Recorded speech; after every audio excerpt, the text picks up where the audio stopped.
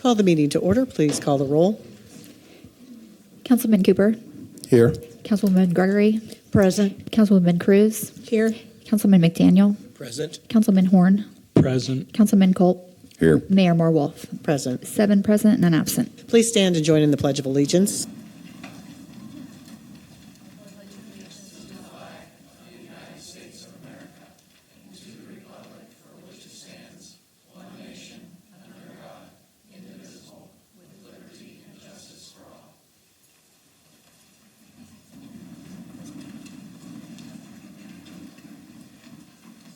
We begin our meetings with appearance of citizens. The policy relative to appearance of citizens is as follows. A 30-minute time period is provided for citizens to appear and express their views before the City Council. Each citizen speaking will be limited to one appearance of up to 3 minutes. No immediate response will be given by City Council or City staff members. Citizens are to give their documents, if any, to the police officer for distribution to the Council. When the Mayor determines that all persons wishing to speak in accordance with this policy have done so, members of the City Council and key staff may make comments. If you'd like to appear before council tonight, please approach the podium and you'll have your 3 minutes. We need your name, but not your address. My name is Verlin Rosenberger with the same song, so please don't put your fingers in your ears. Please rescind the 99 lease agreement with ADM to allow them to capture carbon and sequester it underneath the drinking water. It was a bad decision, in my opinion, especially since ADM did not disclose the accidents that they had had. And now that you have given permission to Broadwing Energy to build a power plant, that opens the door to a data center. I implore you to do a thorough study of pros and cons of data centers before you're making a decision. Listen to the experts, not necessarily to the industry, because they will tell you what they want you to know and nothing more. Talk to the people in communities that have data centers, and especially talk to those people that live near the power plants and the data center are adversely affected by the constant noise and the pollution. You know, Decatur is an environmental justice community, and that needs to be strongly considered.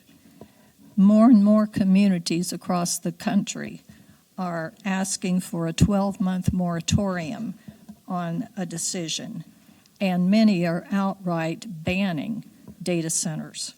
So please study, talk to people in the communities, make a wise decision that will best protect the residents of the entire Decatur area community. Thank you for listening. Thank you, Mrs. Rosenberger.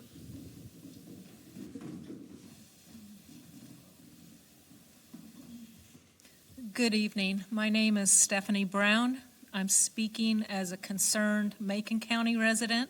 Thank you for the opportunity. I'm the person who emailed you a copy of the Community Guide to Challenging Data Centers in Illinois, published by the Prairie Rivers Network. This guide is designed for residents and local leaders who are considering a proposed data center. The guide details the types and questions that should be transparently addressed prior to any hyperscale data center approvals. Although I'm not a subject matter expert on any of these specific concerns, I know enough to understand that the widespread public negativity toward large-scale data centers is quite legitimate. I'm asking you to consider a 12-month moratorium on irreversible hyperscale data center approvals to allow time for the community to evaluate water and energy use, infrastructure strain, zoning compatibility, and public health concerns. In light of the Macon County Zoning Board's recommendation for a 12-month data center moratorium, it seems reasonable that the City of Decatur should do the same and in a timely manner. Thank you. Thank you, Ms. Brown.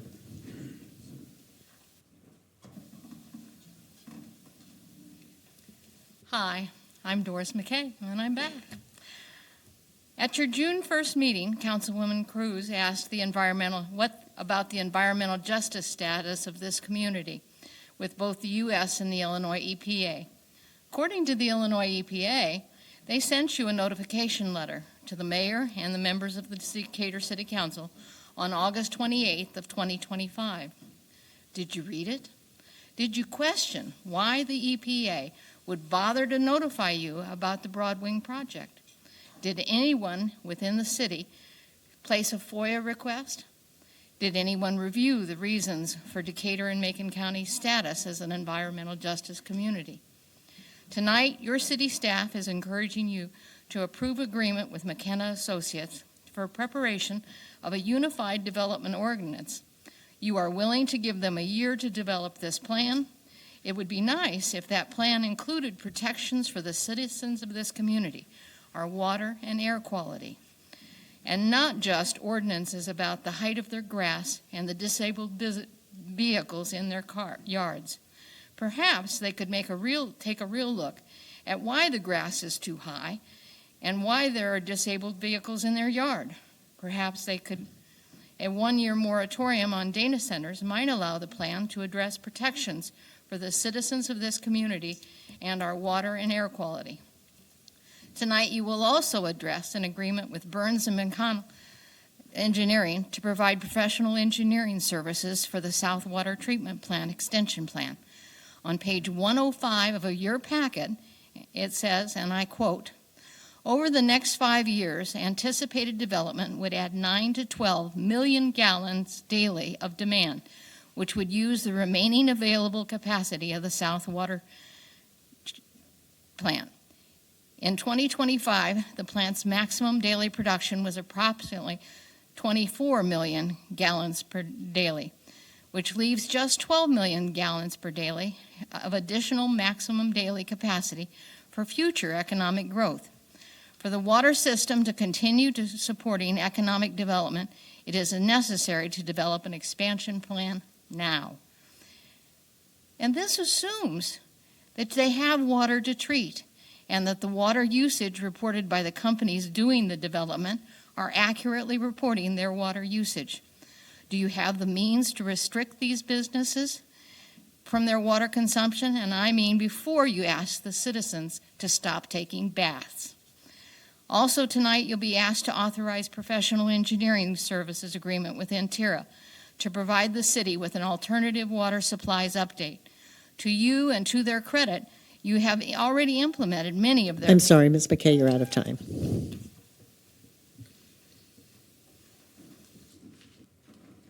Are there others that wish to speak? Thank you, Jerry Stocks. I'm here on behalf tonight of a committee that was created by the Macon County Chairman Greenfield of the Macon County Board to study data centers. And it's a pretty good committee. Myself, Dwayne Nolan, Tom Brinkotter, Stacy Young, Jerry Culp, gosh, I'm going to forget, it's a long list. There are 10 of us, and Chris Lutt, Lacey, Dan Smallwood, and Dan Calkins, so a broad array of stakeholders in the community. We thank the mayor and the manager for allowing Lacey to assist us in this undertaking, and our objective is to report back to the county board by August. One of the issues that motivated, I believe, Chairman Greenfield to take this action, in the fact that I was calling him and asking him, why are you being this aggressive in terms of a moratorium?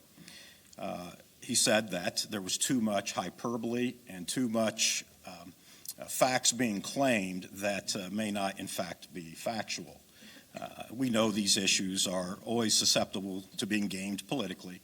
We're in a political season, and it's always a debate that can be exploited for one end or another. Our primary concern tonight, and we please hope that the city joins in our function or similarly. But I'm going to quote from McKinsey & Associates, a fairly well-known consulting firm regarding development. A development moratorium may be temporary, but reputational damage can be permanent. Developers have options. They are not required to invest here. When a community announces a moratorium, it sends a message that the rules are uncertain and that projects may become political. Site selectors and developers consistently identify predictability and speed to market as critical factors in siting developments. Communities compete for capital, and uncertainty causes capital to migrate elsewhere.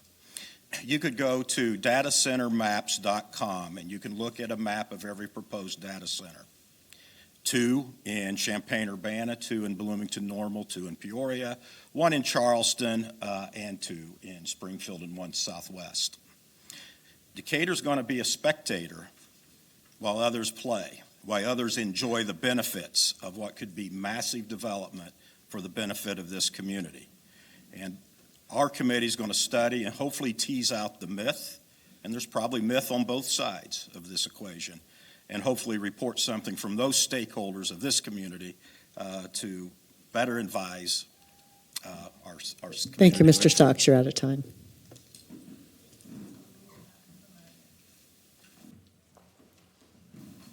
Hello, good evening, Honorable Council. My name is Donovan Smith. I'm the Senior Principal with McKinnon Associates and also one of the project leads on the Comprehensive Plan and Unified Development Ordinance project before you this evening.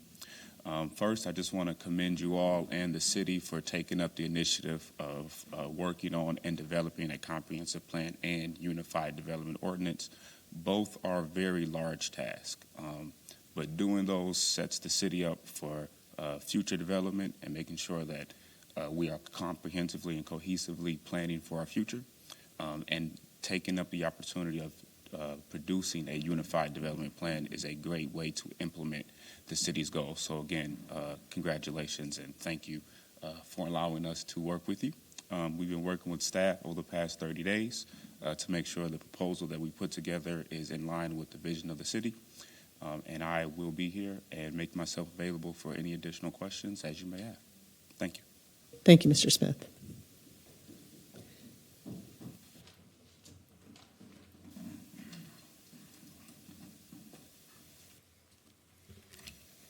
All right, good evening, and thank you for the opportunity to speak today. My name is Caleb Sexton. I'm here representing ADM as the Director of Technical Training for North America here in Decatur, Illinois. I'd like to take a moment to highlight ADM's new colleague integration program, which is our frontline onboarding experience for both hourly and salary colleagues entering operations that we hold right here in downtown Decatur at our global training center. You guys may know it as the old public library. This program plays a critical role in how we invest in people from day one at ADM, supporting both workforce development and long-term community strength. Each year we train over 400 new colleagues, making it essential that we get onboarding right for safety, performance, and retention. This is a structured 9-day program designed specifically for manufacturing environments. It focuses on the fundamentals that matter most in our facilities: safety, environmental awareness, quality compliance, and food processing. About 70% of our experience is hands-on, which gives colleagues the opportunity to learn by doing, not just by listening. Importantly, this program is designed to meet people where they are today, supporting individuals from all backgrounds and experience levels in the community. We're proud to partner with organizations like the Illinois Manufacturing Association, which helps support workforce training through employer incentive programs and grants when they're available. These partnerships strengthen our workforce development here in Decatur and help ensure we continue building a skilled and job-ready talent pipeline. This program goes beyond delivering information, and we're building real capability in today's community. The hands-on approach allows colleagues to apply what they learn immediately, which increases retention, builds confidence, and improves readiness. By standardizing this experience, we reduce variability, minimize early risk, and prepare employees to contribute safely and effectively from day one. The end goal is simple: to ensure every colleague that enters our facilities is confident, competent, and aligned with ADM's safety-first culture. This leads to safer workplaces, higher quality operations, and stronger compliance, benefiting both our company and the broader community. It also creates long-term opportunity by giving employees a strong foundation to build meaningful careers. At ADM, we believe that investing in people up front is one of the most important things that we can do. When we get the first 9 days right of a colleague's onboarding experience, we set the tone for everything that follows for safety, growth, and long-term success. Thank you for your time and continued support of workforce development here in Decatur. Appreciate your time. Thank you. Thank you, Mr. Sexton.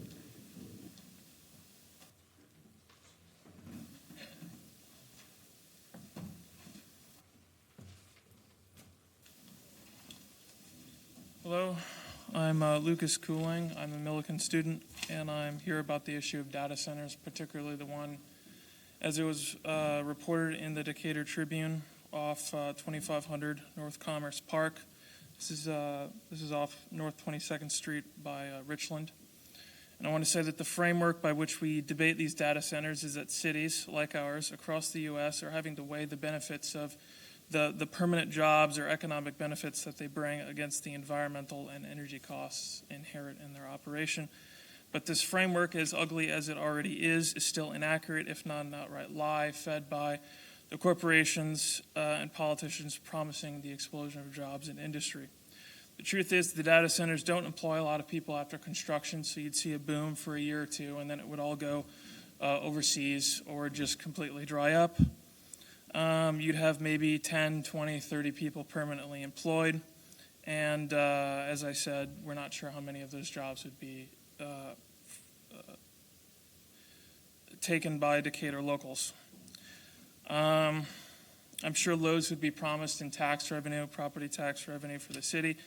However, as we're seeing in other places, a lot of that depends on the estimated value of the property and how much the corporation is getting in tax breaks and for how long. So you'd be lucky to see really half of what they're promising you. And really, I don't understand for what. Everybody's electricity costs would go up. The health risks, the noise pollution, the grid strain, the environmental damage, especially on Lake Decatur.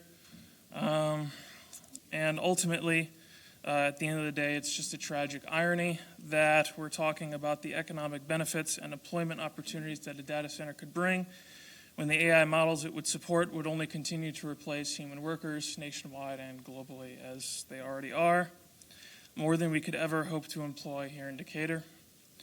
40% of the world's data centers are already in the U.S. We have over 4,000 of them, 4,000 to 5,000 of them, which is nearly 8 more than the United Kingdom and 10 times more than China.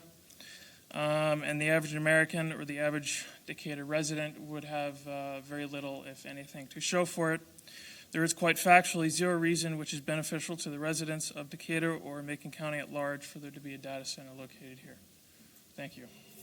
Thank you, Mr. Cooling.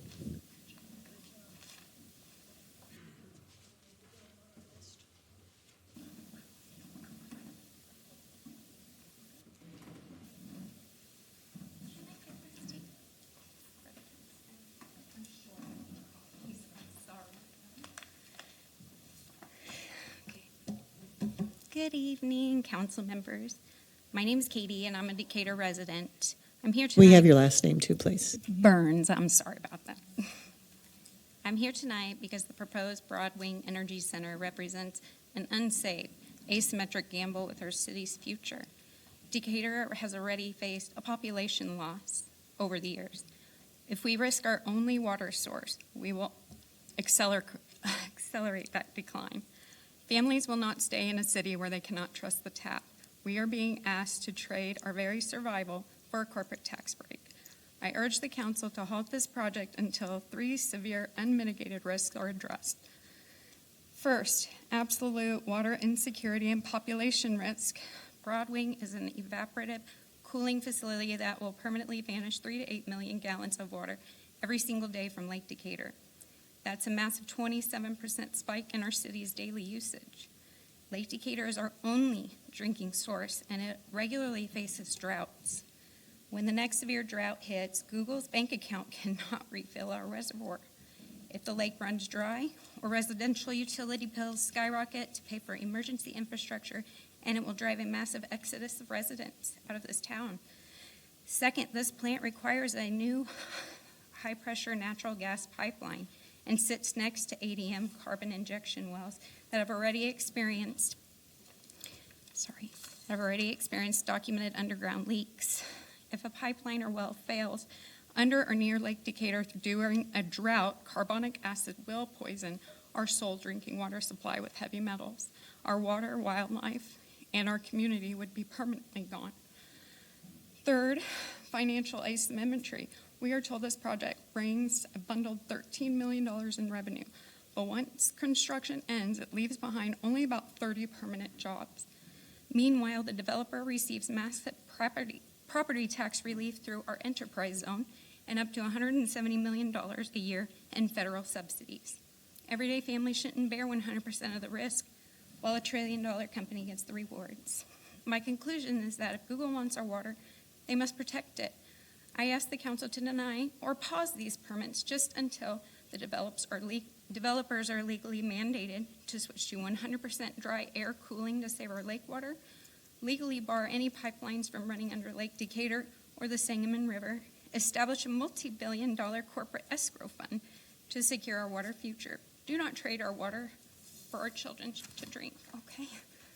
And there's references for everything that I've said. Thank you, Ms. Burns. You're welcome.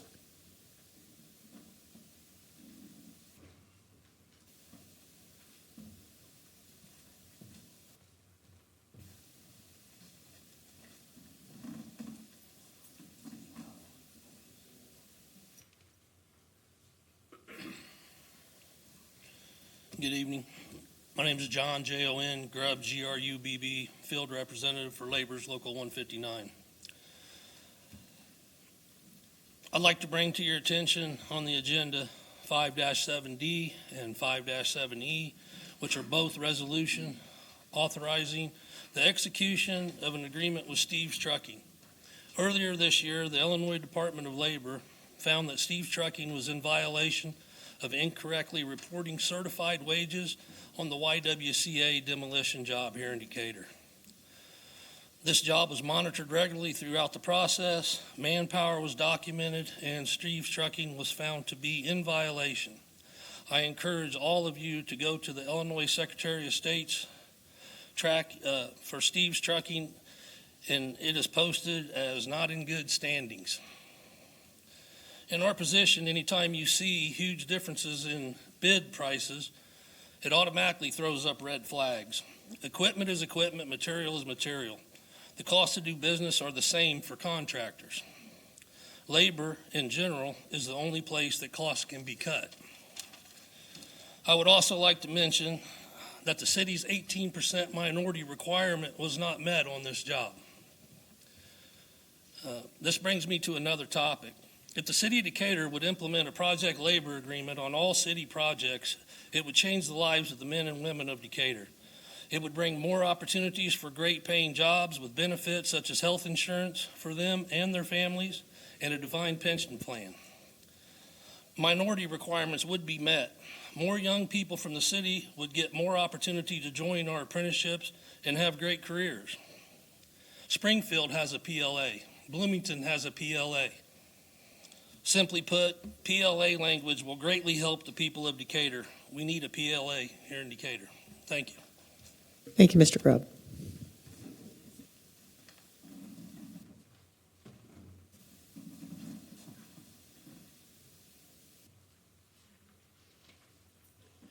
Yeah, my name's Don Carmichael. I was here a couple weeks ago and explained to you why I was growing my prairie garden insect farm in my backyard. A few days after that, I got a citation for having grass too long. Okay, I understand all that, but what I'm here tonight for is to tell you that planet Earth continues to heat up every year, breaking new records. This is suicidal for all of us. One of the many reasons it's heating up is because of the zillion acres of monoculture grass throughout the United States, but around the world also. Now, you guys can sit there and just listen to me and it blow me off and, oh, so what? But I'm telling you, I've got an 11-year-old granddaughter and a 6-year-old granddaughter and they both live in France, but to my knowledge, France is still on planet Earth. Look, you guys need to take me serious. And if you don't take me seriously, I understand why. I have no credentials, but you have somebody on board that does have biology credentials. Listen to him. Please listen to him and start to do something, because we don't have a lot of time left. Thank you. Thank you, By Mr. the way, Carmichael. I gave these guys books. I got 2 books on Ireland that I wrote myself. If anybody wants a copy, I got 2 left, and I don't want to take them home. Anybody care for a copy?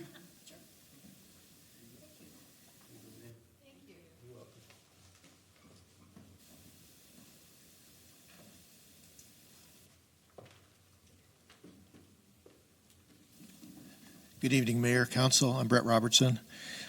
For decades, citizens of Decatur have been worried about the trend of declining population, fewer jobs, and a shrinking economy that slowly but steadily hollowed out our city.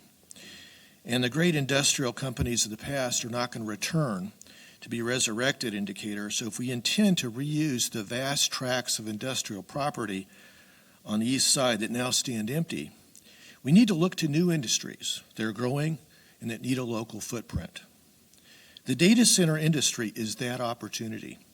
Data centers are bringing in millions of dollars of investment, high-paid construction, and service jobs. The service jobs go on indefinitely, and a steady source of tax revenue.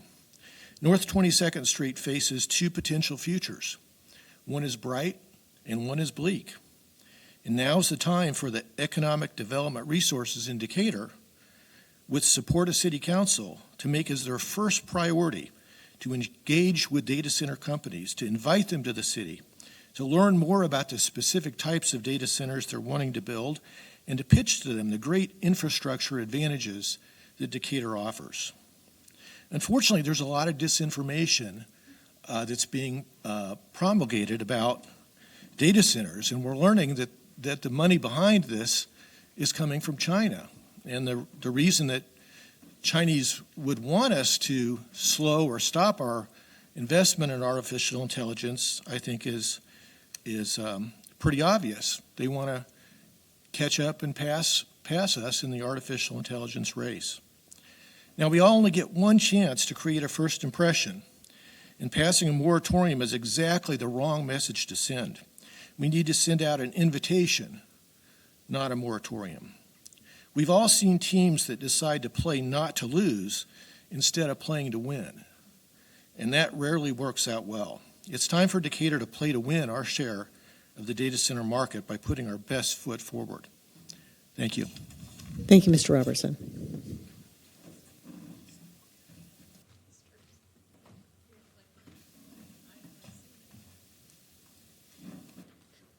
Good evening, Council. No worries, I'm going to lighten the mood now. So I'm going to let you know we're going to go full circle twice in this 3 minutes. First of all, how many of you knew that behind lock, stock, and barrel was one of the original baseball diamonds for baseball? So Mr. Robertson has written a book, Champions, Founders, Cons, and Thieves. So even back in the 1860s to 1900s, we had champions, we had cons, and we had thieves. It's pretty interesting reading. You can learn a lot about some early baseball diamonds that you didn't know about. But to bring that full circle, right now, as of tomorrow night, 6:30, first pitch for the Beanballers. We're over at Workman Field. Millikan University has a wonderful facility there. All of our players are just really cool young men. I visited with most all of them, and it's really fascinating how excited they are to be in Decatur to play ball. I know several of you have already been to games. If any of you would like to come, just let me know and we'll make those arrangements. Now we're going to go on another circle. So tonight, being the history person that I am, I have the Decatur Plan from 1920. Now, notice this is a hardbound book, and it's pretty fascinating. Has all the maps, railroad maps, all of them fold out of this. It's in pretty pristine condition. But the interesting thing when I read it, knowing that you're going to be proposing plans, is one of the last chapters is the carrying out of a plan. Decatur's plan will be carried out if the people of Decatur will it. The first step is to introduce the plan with careful organization. Educate the people to the benefits of the plan. The thoroughness with which the people are told the benefits of the plan will be reflected upon the attitude of the plan, as well as the attitude of administrators and staff. So I think it's pretty fascinating that in 1920 they understood that you really need to explain things well to people, and you need to tell them the benefits, let them know what's going to happen, and then they'll get on board. Have a good night. Thank you, Ms. Owens. And that is a fun read. Does anyone else wish to appear before council tonight? Okay, I don't see anybody. Are there any comments from council? Mr. McDaniel? I hope the council will be open to listening to what comes, the information that comes back from the county committee. I look forward to hearing that. We just can't say no all the time. Again, I'm willing to listen to the public, and I'm also want to hear from the experts. And, the first data center was set up in Philadelphia in 1946, and there's been so many improvements. And we've seen, as Mr. Robinson, there are even more changes coming where they don't use water. So I listen across to different communities, what's going on. Some are rejecting them, some wish they hadn't. So I'm willing, I hope everybody will have an open mind and will listen to everybody and see what we'll do. Again, as far as jobs go, any more 30, 40 jobs that you can get, we'll take it. The days that we're going to get thousands of jobs coming into this community because of new manufacturer, they're using AI, so there's fewer. So I'll take 30 jobs. I'll take 40 jobs for Decatur. Anyone else have comments on council? Mr. Horn? Thank you, Mayor. Several comments on several different topics. Ms. Rosenberger, you asked about rescinding the 99-year easement with ADM Company. There's not 4 council members that will consent to rescinding the easement at this time. But that is something that certainly I have advocated for on multiple occasions. I also note that there was a change.org petition that was sent to the council about that very thing, and I would just encourage individuals to write letters to the Illinois Environmental Protection Agency regarding the Broadwing Energy Center's air pollution permit. The deadline for that is June 22nd, and make as a condition of that permit that ADM Company get US EPA approval for the CO2 sequestration permit. That permit will not even be up for review until at the earliest November of this year. And so for those that are concerned about CO2 sequestration, there are steps that you can take right now regarding that. In regards to Mr. Carmichael's mention of concerns of monoculture grasses, as he likely knows, there are many, many communities that allow prairie gardens in their cities, and certainly the city of Decatur is behind when it comes to that. In regards to data centers, as I've mentioned on multiple occasions, I am certainly in favor of pausing consideration of data center proposals until guidelines are implemented and approved by the Decatur City Council. And I will just give you one example. We talk a lot about the use of water in data centers. And some will argue that data centers now have the technology for a closed-loop system. But other data centers, medium-sized data centers, may use 300,000 gallons of water a day. Large data centers may use up to 5 million gallons of water a day. And so we need guidelines to establish how much water a data center can use. And as we're about to talk about in a couple of agenda items, the city of Decatur, once Broadwing goes online, and if and when Fuyao expands its facility, there is no extra water available for additional development. And so the argument that we have the water to support a data center is predicated on the city developing guidelines for how much water a data center can use.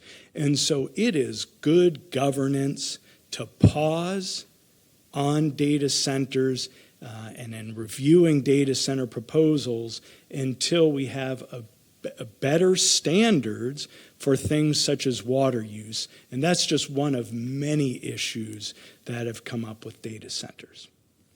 Thank you. Other comments from council? I will say I look forward to the report back from the citizens of the community. And the chairman and I have talked about potentially having a joint meeting of the council and the county board at the same time for it to be presented. So it would allow for a lot of all of us receiving the same information at the same time and having our questions answered. Okay, without further ado, move on to the approval of minutes. Approval of minutes of June 1st, 2026 City Council meeting. I need a motion and a second. So moved. Second. Councilman Cooper. Aye. Councilwoman Gregory. Abstain. Councilwoman Cruz. Aye. Councilman McDaniel. Aye. Councilman Horn. Aye. Councilman Cole. Aye. Mayor Morwolf. Aye. 6 ayes, 1 abstention. Any unfinished business? None. Moving into new business, item 1, the treasurer's financial report. Ms. Hahn? Thank you, Mayor and Council. This is the Treasurer's Financial Report for May of 2026. We ended the reporting period with a total cash position of $111.6 million. This was up from the end of the last prior month, where we ended the cash position of $110.2 million. The general fund ended the reporting period with a cash position of $22.9 million. This is up from our 75-day cash reserve policy of $20.4 million and was up from the end of the prior month, which ended at $21.2 million. The general fund is currently in a surplus position. I will highlight from the report that this is due to some staffing vacancies and some slower spending at the beginning of the fiscal year, so we do anticipate that we will not stay in a surplus position as positions get filled and then projects also get approved and we start spending. For our revenue streams, we are still looking favorably in areas such as sales tax revenues, state income tax, utility tax, state PPRT, cable TV, and local use tax. We are still keeping an eye on food and beverage, video gaming, hotel motel, and the local grocery tax. I wanted to highlight on the last page, the tax levy is now certified, and the equalized assessed value was an increase of 7.63% versus the previous year EAV. This did exceed what we were projecting and what we used for the basis for the 2025 city property tax levy.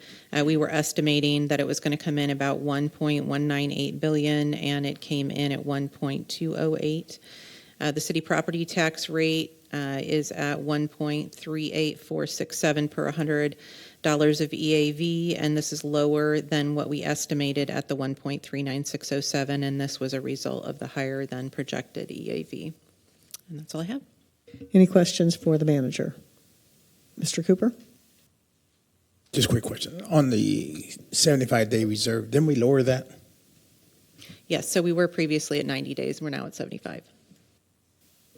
Other questions? Seeing none, we will move on to item 2, resolution authorizing payment under an agreement for technical planning services between the Decatur Urban Area Transit Study, DUATS, and McKenna Associates, Inc. for a comprehensive plan. Motion that the resolution do pass and be adopted. So moved. Second. Ms. Hahn?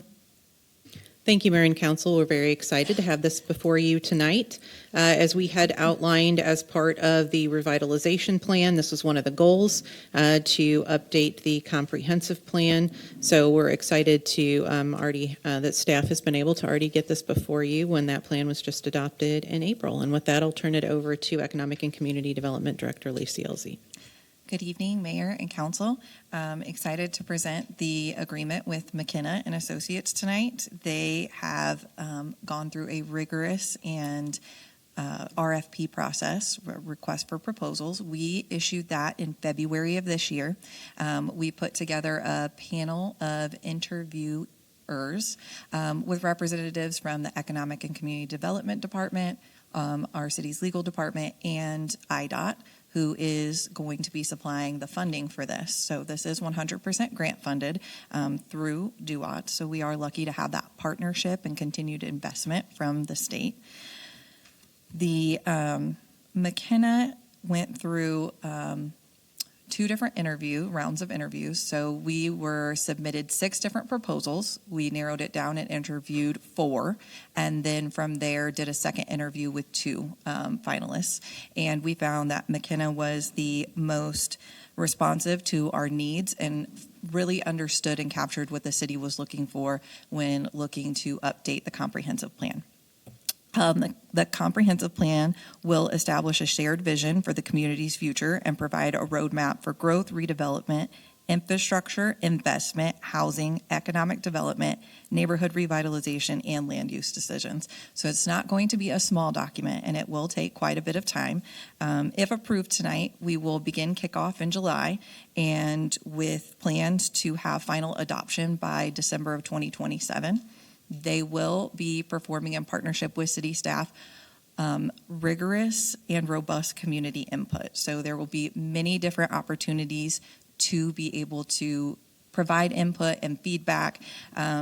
One of the things that we did like that was presented was a charrette. And so a charrette is an intense planning workshop, and we plan to have a few of those that will even involve the high schools and the high schoolers, because this roadmap will ultimately affect what their future will look like in 10 years. So at that, I will take any questions. Well, nice work. Questions from council? Mr. Horn? Ms. Elzy, a couple questions. So the first question is, it looked like the overall cost for this and the ordinance development was $200,000. Am I correct with that? For both For this both. and the UDO? No. Okay. What are the costs? What is the cost for development of this plan? The cost for the development of this plan is $200,000. And then in reading through the agreement, is ultimately the funds are going to DUATS? Could you talk a little bit about who is DUATS? Do they have any city employees? And why are they the ones that are overseeing that? So DUATS is the Decatur Urbanized Area Transportation Study, and we are lucky enough to be, the city is the seat of DUATS. And so that is a metropolitan planning organization. Sometimes they are a standalone planning organization that is in the county. And like I said, we are lucky that we have a strong partnership, and they are the funding mechanism that will pay for this. So this is not coming out of general fund. The city will be issuing payments to McKenna, but will be reimbursed through DUATS, which is funded both federally and by the state. And so the planning organization allows us to utilize dollars if voted for on the DUOTS committee for planning initiatives. And then, so from this standpoint, this is not costing the city of Decatur anything. Is that correct? Because it's state grant funded? That is correct. And then two more questions. Will proposed or possible developments be delayed until this comprehensive plan is complete? There's two things that come to mind. One, there was a RFP to have a new housing development near Milliken, and two, the public has just been talking about data centers quite a bit during our public comments period. Will those types of things be delayed as we are developing this comprehensive plan? I can speak to that. I would say for like the RFP that we did for housing, no, nothing will be delayed. So if there's any development proposals, we would continue to have those conversations with developers. And if we needed to make adjustments along the way, we would do that.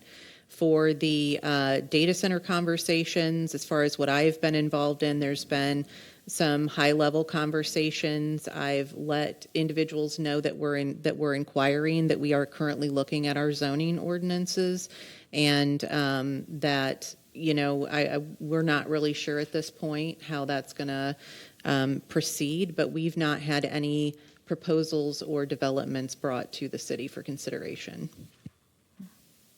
And then one final question. So in my reading of the information was the last plan was approved in 2009. Has anybody looked at the 2009 plan? Did we succeed in whatever our outcomes were? I mean, were we successful in our plan? So the Economic and Community Development Department has looked at it, but we have not done a comprehensive evaluation of what goals were attained or what not. Some of the items in there may or may not still be relevant because the community has changed so much since 2009. As a best practice, cities should update these plans every 10 years or make adjustments as needed. They should be a living, breathing document. And we have done that, and then we ran into, about the time we should have been really starting a comprehensive plan, the country was hit with the pandemic, which really changed everything. Mm-hmm. Any other questions from council for Ms. Elsie? Okay, any further discussion? Seeing none, call the question, please. Councilman Cooper. Aye. Councilwoman Gregory. Aye. Councilwoman Cruz. Aye. Councilman McDaniel. Aye. Councilman Horn. Aye. Councilman Kolb. Aye. Mayor Morwolf. Aye. 7 ayes, no nays. And that brings us to item 3, resolution authorizing the City of Decatur to enter into an agreement with McKenna Associates, Inc. for preparation of a unified development ordinance. Motion that the resolution do pass and be adopted. So moved. Second. We're going straight to Lacey, or to you, Ms. Hahn? You. Okay. Yeah, just quickly, once again, I wanted to highlight and just commend staff for how quickly they were able to get this done. This was, again, one of the goals outlined in the revitalization plan that was just adopted by council in April. And so just want to commend them for their hard work and excited to have this before council. Anything further you want to add? Just that I want to highlight that we will be updating the zoning ordinance to the Uniform Development Ordinance, which will improve clarity and consistency and will streamline development review processes, reduce regulatory conflicts, and provide greater predictability for residents, businesses, developers, and staff. Questions for Ms. Elsie from council? Mr. Horn? Ms. Elsie, so is this particular initiative $133,540? Is that correct? That is correct. And how is this being paid for? Is this also through state grants, or is this coming from general fund type of dollar? This is coming from the general fund. I believe that was budgeted, wasn't it, Mrs. Hahn? So we expected to be paying for this. So one of the questions I have is, there's a couple of years now, city staff was successful in adding a new agricultural zone to our zoning ordinance. And as far as I know, that agricultural zone has been a success. What is preventing our city staff from making revisions to the zoning code that we have now? I mean, I can go ahead and answer that. I believe that you'll see throughout the zoning code there have been updates as needed, so that has occurred.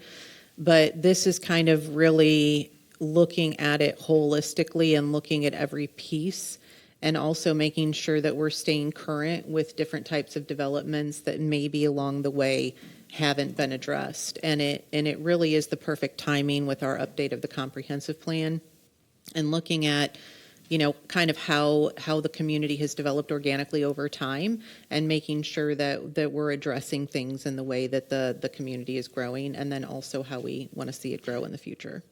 And I will share that many, many years ago, I served on the committee to overhaul the zoning ordinance, and it was basically lay people who didn't have a lot of expertise in this. So I appreciate having professionals that can really look at things that we didn't know to look at, and it was a learning curve and took a lot of time. So, other questions from council? Mr. Horn. So another question I had is why can't city staff create this unified development ordinance? I mean, if I look at a cost of $133,000, I mean, that's a $90,000 salary plus 30% benefits for someone to work 1 year full time. So why isn't this something that we can't have a city staff member do or hire one for a year? I would say this is really best practice to use a consultant in these types of areas. You know, the consultants are out working throughout the country, different communities, so they're really able to share with us what they've done in different areas, what's worked well, maybe what's not worked well. And I can say just from my own experience, this is very common practice to hire someone to assist with this. But staff will be very involved, but really having that expertise to help guide it will be very helpful. I believe Mr. Cooper had a question. Just along the same line, I'm hearing you saying the staff's going to be involved, and obviously the professional people will be involved. Where does the community feedback enter in, or do they have any opportunity to provide their feedback on what kind of zoning changes they think should be made, or us as the city council? Yeah, absolutely. So I think, as Lacey mentioned, as part of the comprehensive planning process, there will be a lot of opportunity for the community to provide input. I'm sure along the way we're going to have many resources for email, QR codes, other things. We will make it as accessible and easy as possible, because we really do want that input. And obviously having the most diverse input we can get is really what's going to help set everybody up for success, right, in our community. So we want to make sure that we get all of that input. For the zoning code specifically, as the staff work with the consultant to put that together, there will be many opportunities, once again, in public forum for input. That will need to go back before the Planning Commission for approval, and then will also come to council. Mr. Horn? Could you talk a little bit about why it's going to take 2 years to complete this project? And the reason I ask is recently the City Council approved a resolution opposing the state's build initiatives. And those initiatives were designed to improve housing affordability.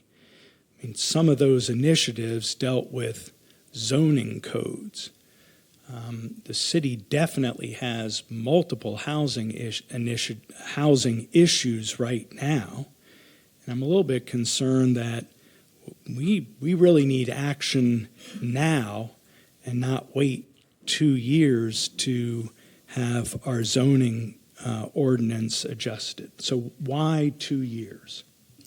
I would say that's probably a pretty average timeline, and I mean, we could even have the consultant speak to it further if needed, but I would say because we are looking at the entire community, so we're not just looking at a neighborhood, we're not just looking at one specific area, we are talking about the comprehensive plan for the entire community, and so that does take time, and then obviously as we're doing public input, that takes time as well. I would say in regards to your comments to housing, I agree. We have a huge need for housing in this area, but as I just mentioned, this is not going to stop any conversations. We've not had any housing projects that were denied due to our current zoning code. I mean, that's just not occurred. We've not had proposals for new housing developments, and that is something that we are steadily working on. And did, as you're aware, with that RFP, even had the council go back and waive building permits, trying to help provide incentives to get developers to want to come into the community and build housing. So we will not stop having those conversations. I mean, I would say to anyone out there in the public that's listening that are residential developers, please reach out, call us. We would love to have those conversations. So we'll not stop having those conversations and working on those projects as we also are working through the comprehensive plan and zoning code update. Let me go to Mr. McDaniel. The resolution we sent in, the majority of municipalities in Illinois contacted their representatives on the General Assembly, and the General Assembly backed off. It was a power grab by the General Assembly and the governor, and I'm so happy to see that everybody, the majority of the communities did contact their representatives, so they backed off. They knew it was a hot issue, so I'm glad we did it. Most of what was proposed was not really going to have an impact on affordability of the housing. The Municipal League had a list of 20 or 25 things that could have actually impacted it. So I don't believe the issue is over, though, Mr. McDaniel. I think it'll be back in the fall veto session, and I think the governor intends to continue pushing it. Mr. Horn?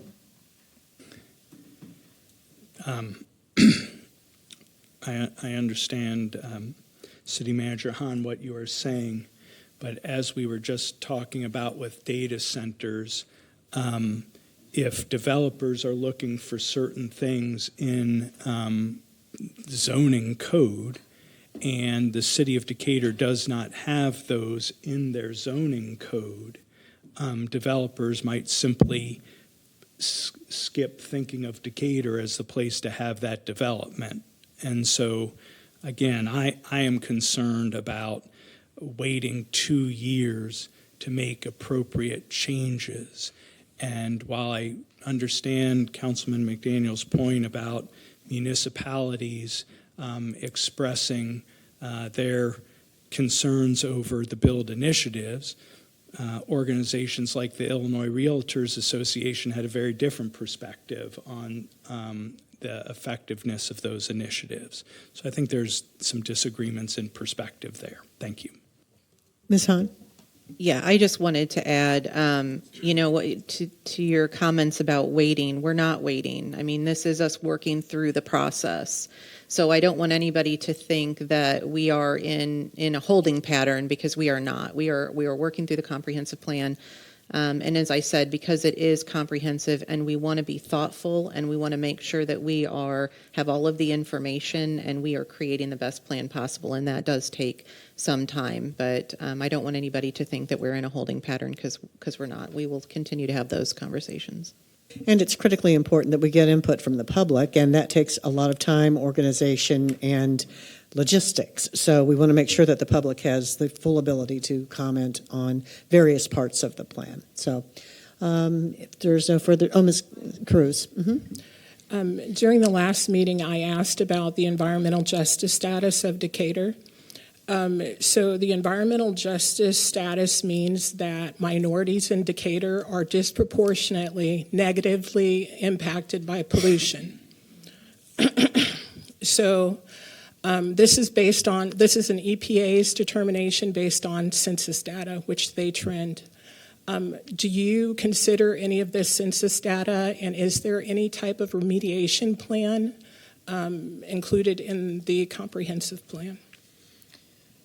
So census data will be utilized for the comprehensive plan, but as far as remediation, I don't know what that would look like. That will be based upon, any plan put forward would be based upon what the community asks for, and not so much an EPA remediation. Are you aware of the areas that were considered where people lived that were negatively impacted by pollution? I have seen the environmental justice map. Are you speaking of one in specific? Yeah, I saw the map and it just kind of says Decatur, but do you know the areas within Decatur? Not off the top of my head. That's something I would have to look into. Yeah, if you could do that and share that with me, I would appreciate it. Okay, if there are no further comments, call the question, please. Councilman Cooper. Aye. Councilwoman Gregory. Aye. Councilwoman Cruz. Aye. Councilman McDaniel. Aye. Councilman Horn. Present. Councilman Culp. Aye. Mayor Morwolf. Aye. 6 ayes, 1 present. Item 4, resolution one authorizing abstention. agreement with Burns and McDonnell Engineering Company, Inc. So that would be 6 ayes and 1 abstention. I'm sorry. So that's an abstention. Are we supposed to make a statement regarding an abstention or rationale? I'd have to go back and look at your policy. If it's due to a conflict, I know that you do. I don't know if it's just a no vote, a non-vote. Thank you. So 6 aye and 1 present, or non-vote? Abstention. Abstention, okay. Moving on to item 4, resolution authorizing agreement with Burns and McDonnell Engineering Company, Inc. to provide professional engineering services to the City of Decatur for the South Water Treatment Plant Expansion Plan City Project 2025-03. Motion that the resolution do pass and be adopted. So moved. Second. Ms. Hahn. Thank you, Mayor and Council. Once again, excited to have this before you this evening.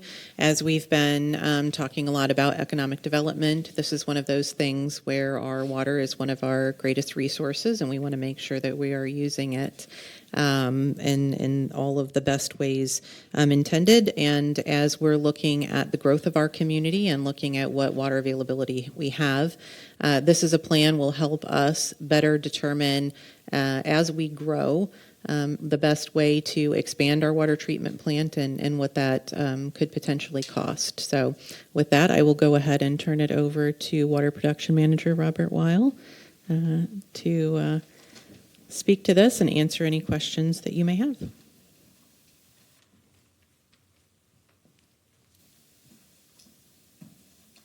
Okay. Paul Caswell, acting as Public Works Director, is also available here for questions. The City of Decatur began drafting water from the Sangamon River in 1870, not long after Lincoln was here. And that initial investment helped support the then emerging industrial innovation such as Hieronymus Mueller's shops. And that our waterworks system has consistently been expanded and improved over the years. Most notably in 1922 when the Lake Decatur Dam was built. And that enabled then corn milling factories to expand and grow here, which has been a big part of our history. And not long after I started working here for the City of Decatur, I was walking through downtown and I saw this mural that said, "Work hard and dream big." And later I learned that was Mike McElroy, the then former mayor of the City of Decatur. And he was part of his legacy was dredging Lake Decatur, which really significantly increased the volume of water storage. So the planning proposals that I've got before you tonight would kind of build on that legacy. And as Manager Hahn said, if we want to promote economic development, we should plan ahead to make sure the resources are there for it. And I'd be glad to answer any questions you might have about the proposal. Thank you, Mr. Weil. Any questions from council? Mr. Horn? Mr. Weil, in looking at the memo, the current maximum day production is 24 million gallons a day. Correct. Okay. And Broadwing Energy Center may use 8.5 million gallons a day. 8.6 million gallons a day was the number that we heard. Okay. So that is now 32.5 million gallons a day. And then Fuyao will need water for its usage, and I've heard estimates of 3 million gallons a day. So that puts us at 35.6 million gallons a day, and the current water treatment plant's capacity is 36. Would there be problems with us trying to deliver 35.5 million gallons a day of water through that plant? So we'd be operating about 95% every day. And one thing to remember, what we're talking about in those set of numbers is the maximum day. When the hottest summer months, when everybody's watering their lawns and maybe we're using more cooling load. So that doesn't last that long. Typically, it's just a day in the month, a day or two in the month we're at that maximum level. So, there was a factor of safety built into the plant when it was designed. So, no, I don't see a problem meeting the demands that are on the horizon. As far as Fuyao, we don't have a number from them. That number of 3 million gallons a day is just based on what their current facility uses. Okay, so when I say 35.6 million gallons a day, that would be the maximum, and that would only occur a couple of times a month or per interval. Okay, so right now, even with our known expansions, we have enough water with the treatment plant that we have. Is that fair? Okay. But if a company says, I plan to use an average of 3 million gallons a day of water, that would be when we'd have some challenges, because for that 1 or 2 days a month, we don't have 3 million gallons of extra water. Is that a good interpretation, or? I think if I understand the question, you're saying if those two projects were to go forward and use that remaining capacity, and then another project came and asked for more capacity, well, that's why we're doing the study, so that we'll be ready for that eventuality. And could we handle it for a short period of time? I think we could. Like I said, there's factors of safety built into the design.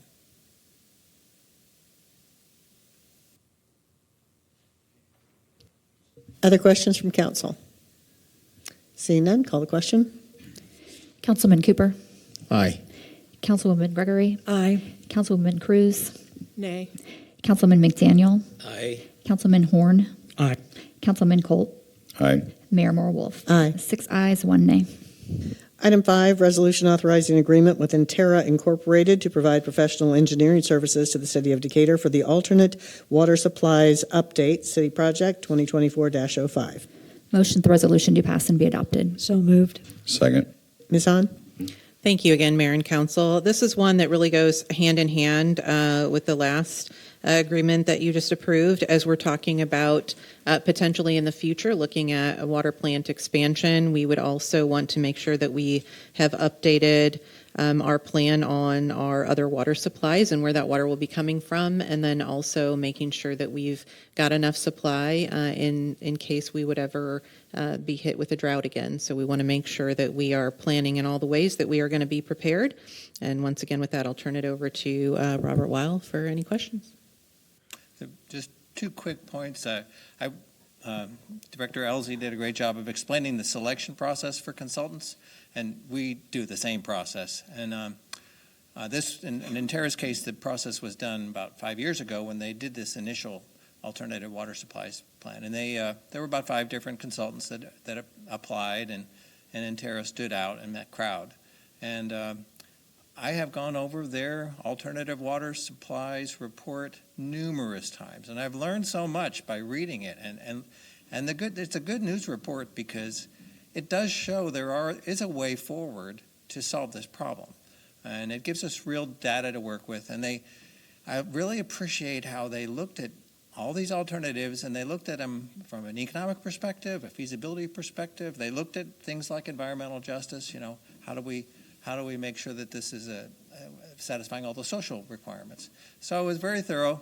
I taught environmental science, as Mayor Wolf knows, and I'd say they get an A in this in their report. So I'd be glad to answer any questions. Questions, Pat? I just want to compliment the city for years. We've been very proactive in trying to find other water sources in that. And, of course, several other communities in central Illinois are doing the same, and, of course, around the country. But we have been very proactive, so that's a plus for our city. Other comments? Mr. Horn?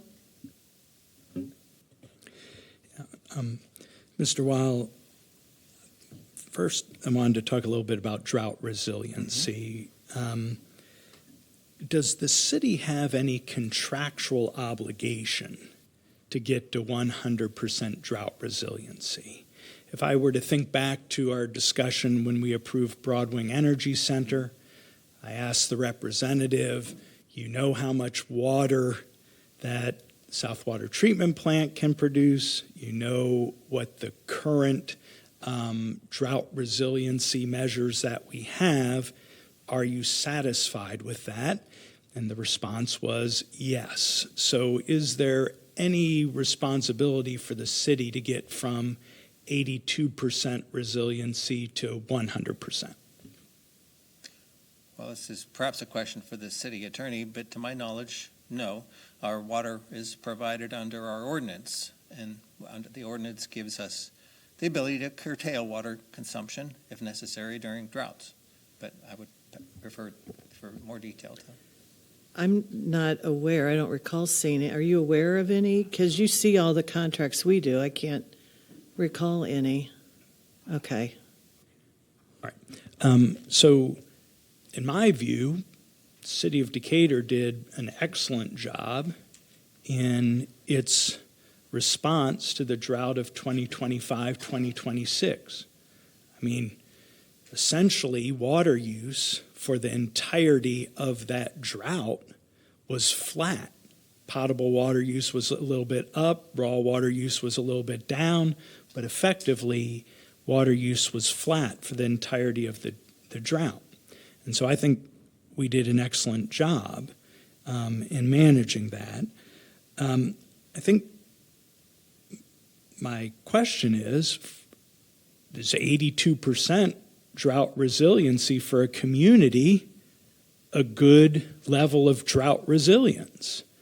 And where I'm coming from in this perspective is, we have a road condition index score. We'd like that to be higher, but we're not going to get from good roads to excellent roads anytime soon. Similarly speaking, we are at 82% drought resiliency. We have already successfully handled a very significant drought. Why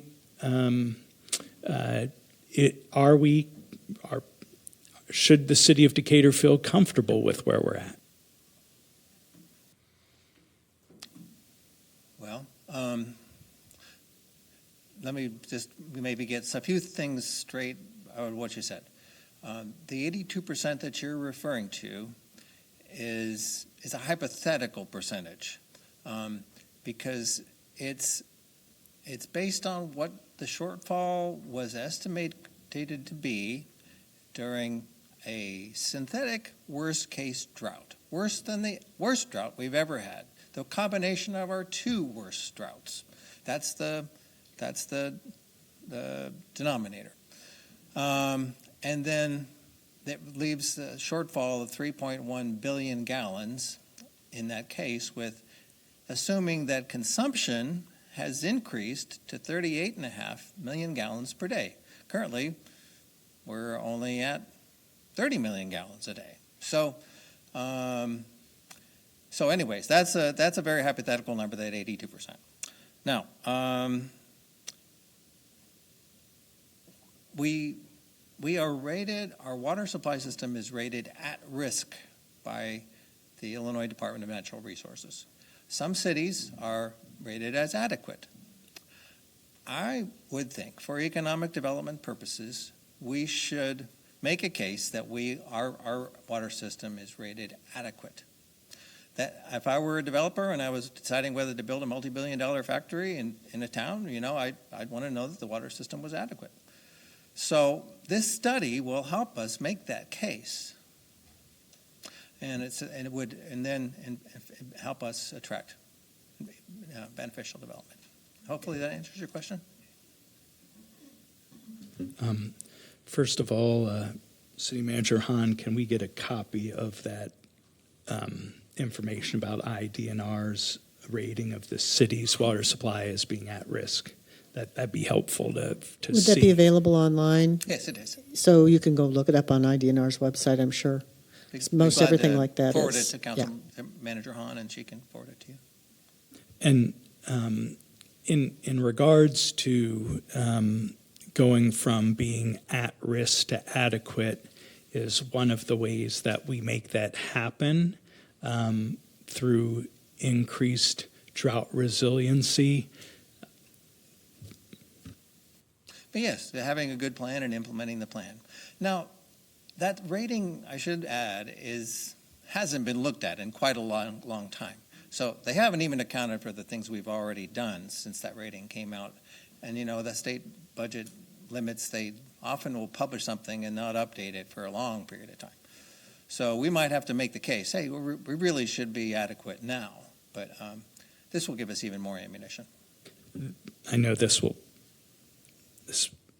So do you know if dredging was even considered in that rating? I mean, was this before dredging or after dredging? I think that rating was published before dredging. So it's probably not anywhere close to accurate. Right. So if there are no further comments or questions, call the question.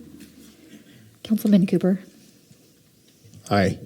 Councilwoman Gregory. Aye. Councilwoman Cruz. Nay. Councilman McDaniel. Aye. Councilman Horn. Aye. Councilman Colt. Aye. Mayor Moore-Wolf. Aye. 6 ayes, 1 nay. That brings us to the city manager update. Thank you, Mr. Weil. Thank you, Mayor and Council. Just a few positive things to highlight for you. Wanted to show yet some more good work of our city staff. The City Finance Department assembled 50 hygiene kits for the Oasis Day Center. They normally do this during the end of your holiday season, but chose to add a mid-year collection this year. So just a big shout out to the Finance Department for their great work and community support. And then next, we've got the results of the solid waste survey that we did out in the community. We got approximately 900 responses, so I want to thank everyone out there in the community that that responded. We do have the summary of the results posted on our website, as well as I believe it was posted on our social media. And so currently, Economic and Community Development staff are reviewing the results, and we're looking at ways to improve these services. And then finally, I wanted to highlight, which is on the consent calendar tonight for your approval, is that the Decatur Fire Department received a grant from the State Fire Marshal for a little over $24,000. It was a small equipment grant where we will be purchasing some Scott Ritpack Fast Act emergency air supply systems and search rope bags with 220 feet of rope. That's all I have. Thank you. Thank you for that report. On the consent calendar, does anyone wish to remove any item? Mr. Culp? D as in David and E as in Edward. Any others? Mr. Horn? A. Anybody else? Okay. Item B, resolution authorizing the execution of an agreement with Hutchins Excavating for the demolition of 1729 North Church. Item C, resolution authorizing the execution of an agreement with Hutchins Excavating for the demolition of 804 Westwood. Item F, resolution approving a grant agreement between the Office of the Illinois State Fire Marshal and the City of Decatur for the acceptance of funds awarded by the State of Illinois to the Decatur Fire Department. Item G, resolution to appropriate motor fuel tax funds for local public agency general maintenance. Item H, resolution rescinding an agreement with Folk Family Farm LLC for waterway and grade control structure improvements. Item I, resolution approving reappointment, City Plan Commission. Item J, resolution approving reappointment, Historical and Architectural Sites Commission. Item K, resolution regarding temporary closing of streets right-of-way, community events, Shoreline Classic. I need a motion to approve the items as presented. So moved. Second. Councilman Cooper. Aye. Councilwoman Gregory. Aye. Councilwoman Cruz. Aye. Councilman McDaniel. Aye. Councilman Horn. Aye. Councilman Culp. Aye. Mayor Moore Wolf. Aye. 7 ayes, no nays. Resolution authorizing the execution of an agreement with Hutchins Excavating for the demolition of 1729 North Church. Motion that the resolution do pass and be adopted. So moved. Oh, I'm sorry, I just read the wrong items. Thank you. Resolution authorizing the execution of an agreement with Steve's Trucking for the demolition of 277 West Prairie. Motion that the resolution do pass and be adopted. So moved. Second. Mr. Culp? Well, with public comments and what we heard from the union, I'm unsure about D and E, and I guess I'm going to turn this or ask legal for some guidance on this. If this, in fact, negates their bid, and are we accepting this in good faith? This is an economic and community development bid. I don't know if they have the agreement or know what it says, but they would have to, any contractor is going to have to comply with the bid documents of the city, including purchasing.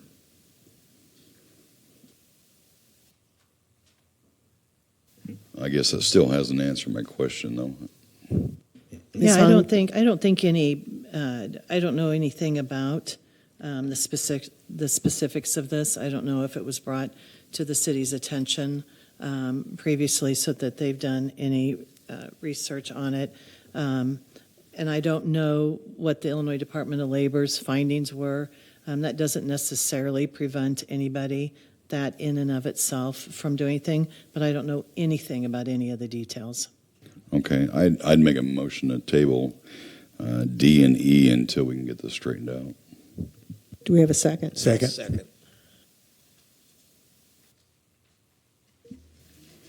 Councilman Cooper. Aye. Councilwoman Gregory. Aye. Councilwoman Cruz. Aye.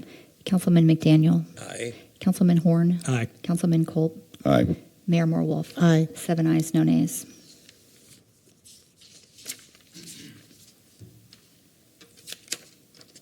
Ordinance adding territory to enterprise zone and approving the amendment of the enacting ordinance and intergovernmental agreement, Fuyao Development. Motion that the ordinance do pass and be adopted. So moved. Second. Mr. Horn? For this particular change in territory of the enterprise zone, is any of the territory that's going to be added in the corporate limits of Decatur? No, to my knowledge, none of this is located within the corporate limits of the city. Any further discussion? Seeing none? Councilman Cooper. Aye. Councilwoman Gregory. Aye. Councilwoman Cruz. Aye. Councilman McDaniel. Aye. Councilman Horn. Aye. Councilman Culp. Aye. Mayor Moore Wolf. Aye. 7 ayes, no nays. That brings us to other business. I believe, Mr. Culp, you had something? Well, with the recent storms last week, I wanted to give a shout out to our first responders, city staff, public works, and also pass on our prayers to the Ameren employee that had injury last week while restoring our power. So hopefully we'll keep our prayers with him and his family. Anyone else? Pat? You know, everyone talks about our decline in population, which I'm born and raised here, and it's sad. Unfortunately, a lot of our population, not only in Decatur, but in many central Illinois towns and around the country, started happening late 70s and 80s. The latest data from the U.S. Census that it is 84 of the municipalities in Illinois have lost population. So we're in a club that's not really good, but with people moving, people passing away, corporations moving, which means they take sometimes their employees with us. So, but anyway, it's 84%. So this little club that's happening in Illinois is not real good for all of us, because we need good workers to stay and things like that. So I just thought that's gone up from 80% the last couple of years now to 84% of the municipalities have lost population. Other business, Mr. Horn? To the residents that are concerned about population decline in the city of Decatur, I just wanted to say there are cities that have turned it around. There are cities that have grown. There is hope that the city of Decatur can do the right things to grow our population, and we will do it. Mr. McDaniel? Bloomington and Champaign have grown in population, but they have large universities. Okay, I'm glad we have Milliken, but it's nowhere near the size. So that does help those communities. But when you have Peoria, Springfield, and other cities, so yeah, we're trying to do everything we can to get population. And that means bringing new types of businesses that many times a lot of our council members are not for. And it does start with economic development, having the good jobs to attract and retain people here, and we need to encourage our businesses that we have to expand and want to stay here. So, any others? Mr. Cooper? Yes, I would like to make a motion that we, as the council for Decatur, that in line with the Macon County Board, and I know they're going to have a study done on the data centers, and to coincide with that, since I think they said they'll be ready in about August with their report, I would like to put on the floor that we do a 3-month, at our first meeting in July, that we have a item to do a 3-month moratorium at that time, taking us to September, to then be able, hopefully by then, to have the study from the county board that we can then be ready to really look at information regarding data centers for our city and the pros and cons of it.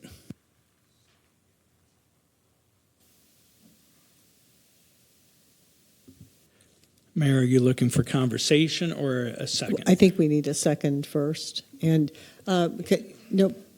Yeah, you can't. Open Meetings Act would prevent you from acting on or voting on anything not on the agenda. Can you refresh our memory? So it's been proposed. It's the next meeting where we would see if there would be support? Yeah, that's for study sessions. If it's for an agenda item, the mayor or the city manager or a majority of council members can place things on the agenda. Okay, so would it be fair to say that, Councilman Cooper, you are seeking consent to have the discussion on this at the next, on the first July meeting, yes. An agenda item or a study session? The item would have action, otherwise it would only be discussion.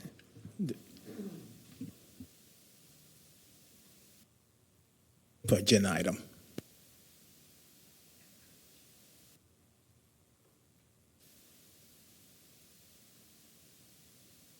And at this point, Ms. Northland, do we need to know if there is support for that? If there are 3, yeah, additional.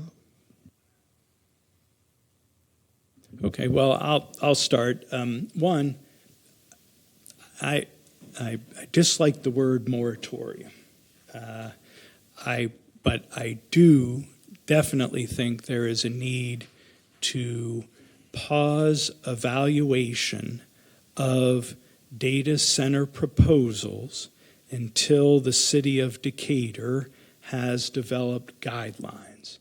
And as we talked about earlier today, we do not have enough water for a large data center, particularly a traditional data center that uses up to 5 million gallons a day.